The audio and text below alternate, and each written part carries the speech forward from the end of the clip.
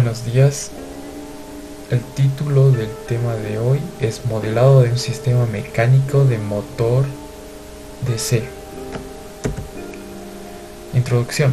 El modelo matemático es un análisis de la relación entre dos o más variables que pueden ser utilizadas para entender fenómenos naturales, físicos, sociales, etc. Dependiendo del objetivo buscado y del diseño del mismo modelo, pueden servir para predecir el valor de las variables en el futuro, hacer hipótesis, evaluar los diferentes efectos que se tendrá, entre otros objetivos. Elementos básicos de un modelo matemático. Estos son variables, parámetros, restricciones, relaciones entre variables.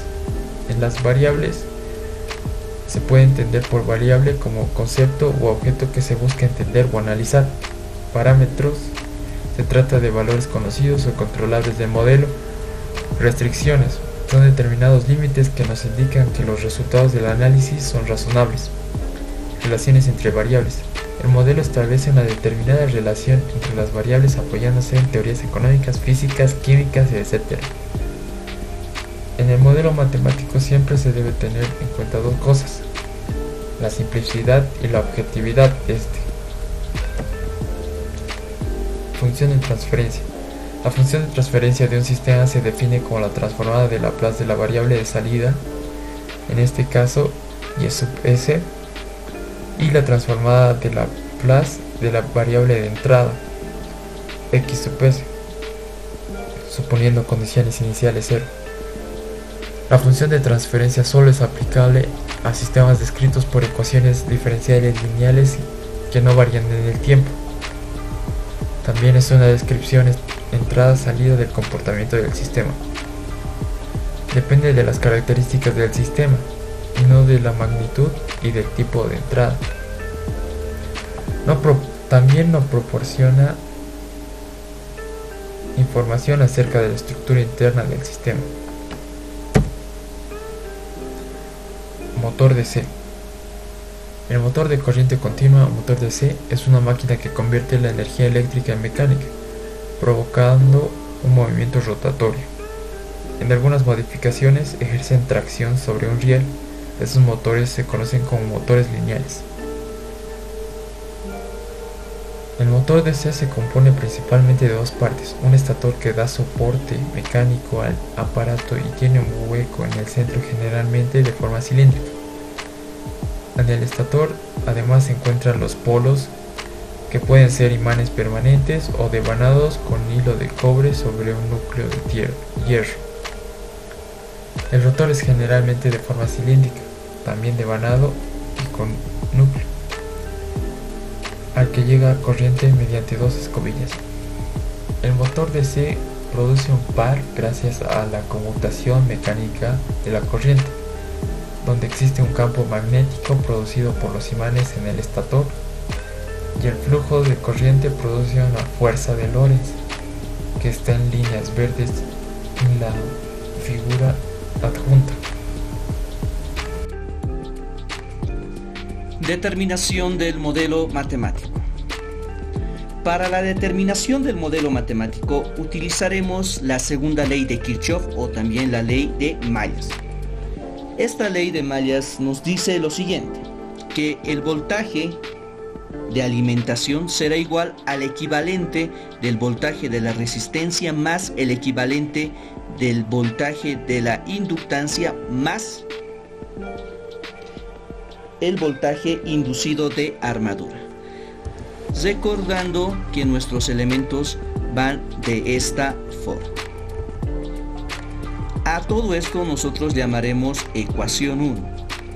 Para la parte mecánica tendremos la siguiente ecuación.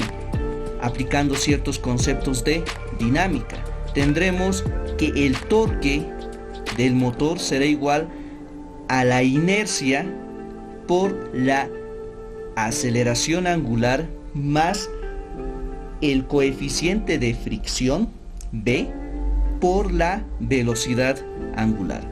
A esta expresión llamaremos ecuación número 2.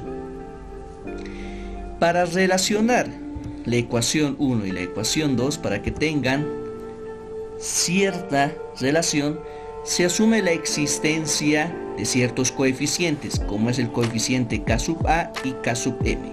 Empecemos a explicar el coeficiente K sub A. El coeficiente K sub A se dice que relaciona el voltaje inducido de armadura y la velocidad angular. Y el voltaje K sub N relaciona el torque mecánico y la intensidad de corriente. A esta llamaremos ecuación número 3 y a esta otra ecuación número 4. Ahora, reemplazando esta ecuación que tiene despejada al voltaje inducido de armadura, reemplazando esta ecuación 3 en lo que es la ecuación 1, podemos observar aquí, reemplazando acá la expresión 3, tendremos la ecuación número 5. Aquí está, ¿no?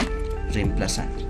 Y reemplazando la ecuación 4, que básicamente representa el valor del torque del motor, reemplazando en la ecuación número 2, tendremos esta ecuación de acá.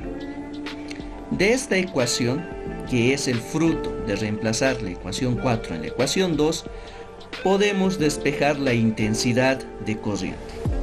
Despejando la intensidad de corriente, que este K sub M que está aquí multiplicando pase a dividir al otro miembro de la ecuación, tenemos despejada la intensidad de corriente, que vamos a reemplazar acá en la ecuación número 5. Pero no simplemente nos piden la intensidad de corriente, también nos piden su derivada. Entonces decimos lo siguiente: derivando la ecuación 6 respecto al tiempo, derivando esta ecuación, obtenemos esta ecuación de acá, que llamaremos ecuación número 7. Entonces, reemplazando la ecuación 7 y 6 en la ecuación 5, reemplazando el valor de I sub t acá, reemplazando el valor de la derivada acá, tendremos la siguiente expresión. Reordenando esta expresión y multiplicando a ambos miembros por K sub M, para que estos que están aquí abajo en los denominadores de cada elemento puedan desaparecer, tenemos la siguiente expresión. Pasando esta expresión diferencial a una notación más sencilla, podremos tener el modelo matemático. Este modelo matemático será de la siguiente forma, teniendo una derivada tercera respecto del tiempo de la posición angular. Función de transferencia de un motor de corriente directa. Para poder determinar la función de transferencia, debemos recurrir a las ecuaciones que corresponden al modelo matemático, tanto en la parte eléctrica como también en la parte mecánica. Acá podemos observar la ecuación fruto de la aplicación de la segunda ley de Kirchhoff, pero con la corriente de armadura ya despejada previamente explicado en el modelado matemático. Y aquí podemos ver con conceptos dinámicos lo que es la sumatoria de torques, también previamente despejado y explicado en la parte del modelado. Función de transferencia. Para esto aplicaremos la transformada de Laplace, tanto en la ecuación 1 y en la ecuación número 2. Aplicando la transformada de Laplace en la ecuación 1, tenemos esta expresión de acá, toda esta expresión. Asumiendo condiciones iniciales en el origen, tenemos esta ecuación, que la llamaremos ecuación número 3. Para la parte mecánica, que corresponde a la ecuación 2, aplicando a esta ecuación la transformada de Laplace, tendremos esta expresión. Y aquí, asumiendo condiciones iniciales en el origen, también se reduce a simplemente esta expresión.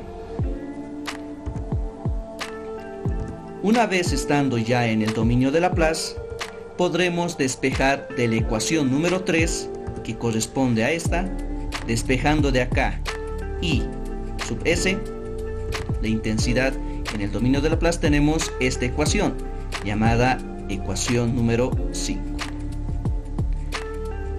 Esta ecuación número 5 reemplazaremos acá en la ecuación número 4. Reemplazando acá esta expresión, tenemos lo siguiente. De esta igualdad, desarrollando algebraicamente, podremos obtener las funciones tanto de entrada y las funciones de salida. Este desarrollo se lo realiza para identificar estas funciones, la de entrada y la de salida. Y tenemos al final esta función. Finalmente, despejando nuestras funciones de transferencia, ¿no? Todo esto de acá mandamos a dividir. Tenemos nuestra función de transferencia del motor de corriente continua, ¿no? Todo esto ya está en el dominio de Laplace y de esta manera pudimos obtener la función de transferencia.